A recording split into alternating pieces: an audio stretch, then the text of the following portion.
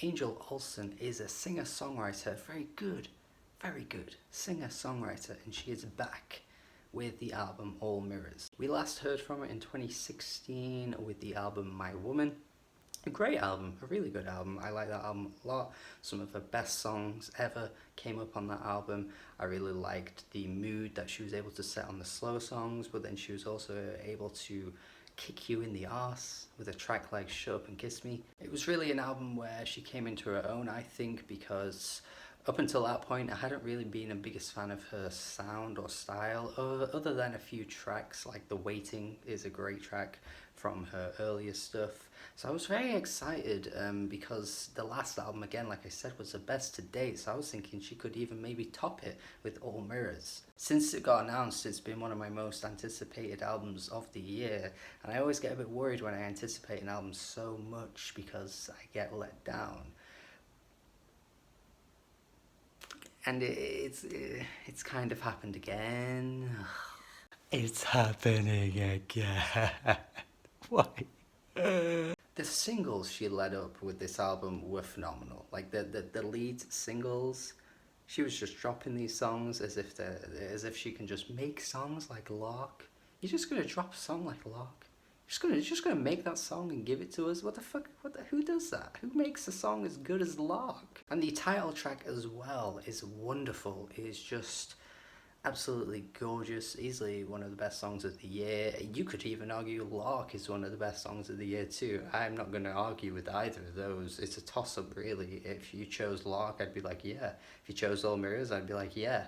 But for me, as a single, All Mirrors hit me just a little bit harder. These tracks have so much to offer because not only are they unique for Angel Olsen, but there's not really much out there that you can latch onto that hits you in the ways that these two tracks do. The Baroque pop elements of Lark are just completely touching, and the vocal performance on All Mirrors is powerful as hell. Like, there aren't many songs that quite reach that power, I don't think, in 2019. They're just both so dynamic with their sound. And so the album beginning as strongly as it does just leaves my expectations to think she's going to keep this up for the rest of the album. And I personally don't think she does. I don't think the album remains as strong as those first two tracks, to be honest. It's like all the energy's just been powered in to the start, and then everything else after just can't quite maintain that same amount of energy, really. It sort of hits a standstill. The midsection of this album reminds me a little bit of some of the slower tracks on Lana Del Rey's album, which is kind of similar to me because they were just so bland in their sound, and yeah, you have these amazing songs kind of sprinkled throughout, and yeah, you have all these other songs that don't really quite live up. And I know that's an incredibly disagreeable take for two reasons. Reason one, everybody loved the Lana Del Rey album, and reason two, everybody seems to be loving this album. I just have to wonder where that amazing vocal presence went on a track like New Love Cassette. I am just baffled as to how she strains back her vocals like completely. Like, she's over there and then it comes all the way back to here, and I'm just not getting that personality. I'm just hearing a very nondescript voice whisper over really basic instrumental. At least Spring is a little bit more colourful with those glistening keys, and Angel's voice on this track is a little bit more upper in the mix, so you can kind of get a hold of what she's saying and singing. It is a bit better, but even still, comparing it to the closing track even, it doesn't live up. Closer is exactly the Angel Olsen I was wanting. I think that's such a great end to the album. I just kind of wanted the same amount of greatness coming from the other tracks. It has some great lyrics on this one. Angel coming to like realization, coming to terms with the fact that the idea of love, it can't be forever. Saying that isn't the healthiest way to go about things. It's a very relatable sentiment because I've been in a similar position before, saying things like that, when in reality forever it's too difficult to promise such a thing. And she captures that really, really well. And the track itself just has such a great instrumental. It's just classic Angel Olsen, to be honest. This is what we got on her last album. It's what we got on a few of the tracks on this album. But unfortunately, it's just not on every track. A track like Tonight, the instrumental on that thing is to die for. The fucking strings on that thing. Ooh. But unfortunately, it is begging for a much better vocal performance on a song like that. It's just such a waste for me. I just feel like Angel isn't giving the best here. It's just so soft and it doesn't really add to the atmosphere. It honestly just takes away from it. It just sounds like some random ASMR over an instrumental, to be honest. She's just basically whimpering over this instrumental and it just really doesn't add to it at all. The lyrics are just very simple. There aren't many words on this track at all. It's just a shame.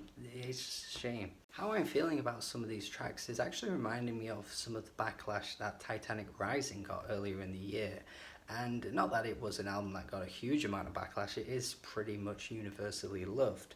But there was quite a vocal audience that didn't really find much to love about it. I still love it. I stand by how I feel with the album. I think it's fantastic. But some people were saying things like the songs were just kind of bland, the vocal performances were fairly nondescript. I just didn't get it. But I guess now I'm hearing this album, I am starting to get it a little bit because it's sort of the same situation. And I know this is coming across as very negative, but I don't strongly dislike this album or anything. I think it's maybe just my expectations of what I was hoping for haven't lived up, and I think that's kind of making me a bit harsher on this than I probably would be with anything else. Even a track like What It Is doesn't really interest me all that much. I find the lyrics on this one a bit tedious. It's very repetitive as well. She opens the same she opens so many lines with the same words. It just gets really dull and monotonous by the end. Even if the song itself has a bit more life to it than some of the other ones that I've mentioned, but yeah, I'm just not really feeling the way it's written. So all things considered, I'm just kind of let down with this. I'm not feeling so many of the tracks here. Even with greatness, this album it reaches such great heights, but then you have like a track like Endgame and I'm just left wanting more. I'm just wanting more from these songs. Will not be one of my most popular reviews, I know that for a fact, but I just gotta say how I feel, man. I can see the appeal, but at the same time I'm struggling with so much of this album. I'll take 3 tracks, the ones I've mentioned already. Too Easy isn't bad either, but it doesn't really do that much for me. But the rest I could really leave. So unfortunately, I'll be going with a 5.5 out of 10. A bit of a letdown, a huge letdown in fact. I did not get what I wanted out of this album. I'm unfortunately not hearing what everyone else is hearing, but I'm glad people are liking it, and that's all that matters. Angel deserves success. This album deserves success. That's all I can say. What I feel doesn't matter at the end of the day. My score is just a score. It's how it is. It's how it is. Thank you for watching my review. Hopefully you got something out of it. Hopefully you got a different perspective. Maybe you understand where I'm coming from. Maybe you don't, but let me know in the comments either way. Thank you. Have a good day. Subscribe, please, if you haven't. Yes. Goodbye. Bye.